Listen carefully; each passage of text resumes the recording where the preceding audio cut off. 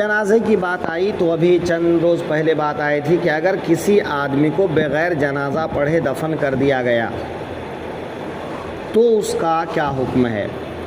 उसका हुक्म ये है कि अगर किसी वजह से जनाजा नहीं पढ़ा गया या बदअक़ीदा लोगों ने जनाजा पढ़ दिया और वो दफन हो गया, तो दफन होने के बाद मुर्दे के फूलने फटने से पहले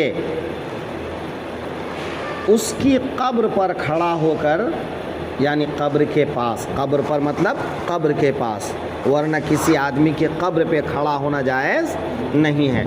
तो कब्र पर खड़ा होने का मतलब कब्र के पास में खड़ा होकर जनाजे की नमाज़ पढ़ ली जाए तो ये जनाजे की नमाज़ उनके लिए काफ़ी हो जाएगी और ऐसा करना जायज़ है। अब उसके लिए कितने दिन होने चाहिए, तो वो मरने वाले के जिस्म के लिहाज से भी हो सकता है कि किसी का जिस्म जल्दी फूलता फटता है, किसी का देर में, और मिट्टी के लिहाज से भी होता है। तो इस लिहाज से जो आदमी अंदाज़ा लगा सकता है।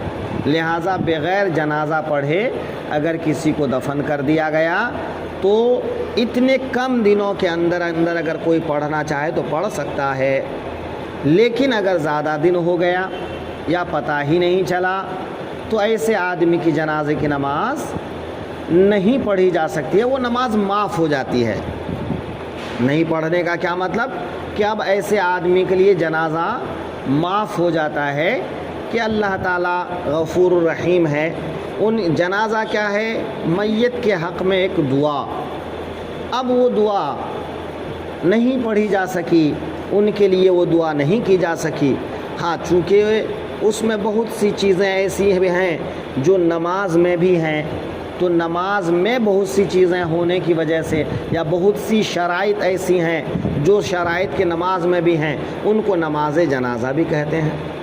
बल्कि नमाज जनाजा ही से उसको याद किया जाता है, दुआए जनाजा से याद नहीं किया जाता है।